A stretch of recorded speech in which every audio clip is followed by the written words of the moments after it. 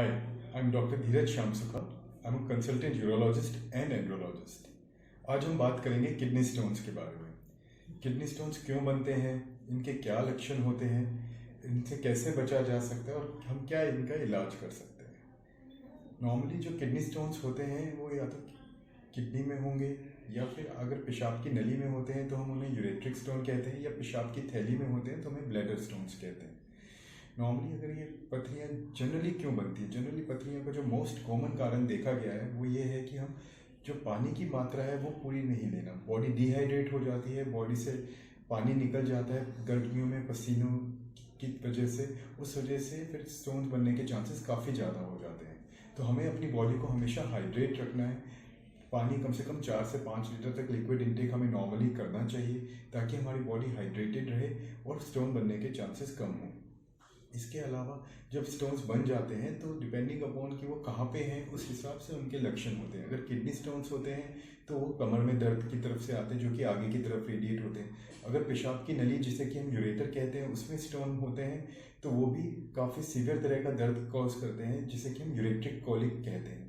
अगर पेशाब की थैली में स्टोन होते हैं तो वो पेशाब में जलन या पेशाब करते वक्त दर्द या खून वगैरह की तरह प्रेजेंट कर सकते हैं. जो भी लोग किडनी स्टोन्स या रीनल स्टोन से प्रभावित होते हैं उन लोगों को कई तरह के सिम्टम्स आते हैं, जैसे कि पेशाब बार बार आना, पेशाब में जलन होना, पेशाब रुक जाना, पेशाब में कभी कभार खून आना, बार बार यूटीआई होना.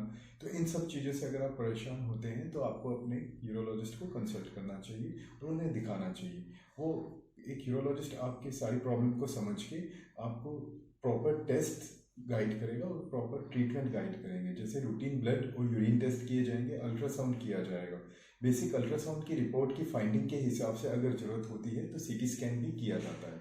कुछ एक पथरियाँ जो अगर 4-5 mm की हैं, छोटी हैं, अटकी हुई है पेशाब की नली में, वो पानी पीने से या फिर कुछ दवाइयों के माध्यम से निकल सकती हैं. लेकिन अगर कोई बड़ी पथरी है जिससे के चलते गुर्दों में सूजन आ रही है, शरीर में इन्फेक्शन हो रहा है, यूरिन में इन्फेक्शन हो रहा है, बॉडी में इन्फेक्शन हो रहा है, तब फिर हमें इसे फर्दर इन्वेस्टिगेट करना चाहिए, जैसे कि सीटी स्कैन. और सीटी स्कैन करने के बाद हम डिसाइड करते हैं कि उसमें किस तरह की सर्जरी या ट्रीटमेंट प्लान किया जाता है.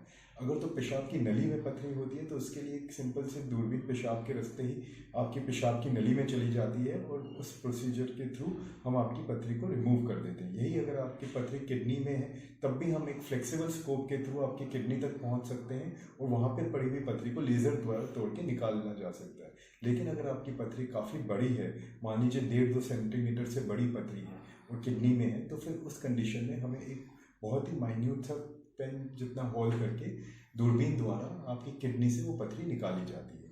हर एक प्रोसीजर के बाद एक स्टेंट डाला जाता है जिसे कि आप 1 महीने बाद निकाल सकते हैं. और ये जनरली प्रोसीजर 1-2 घंटे के ही होते हैं और उसके बाद पेशेंट जो है नेक्स्ट डे या तक डिस्चार्ज भी हो जाता है.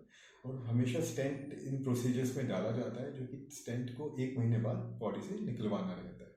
Thank you.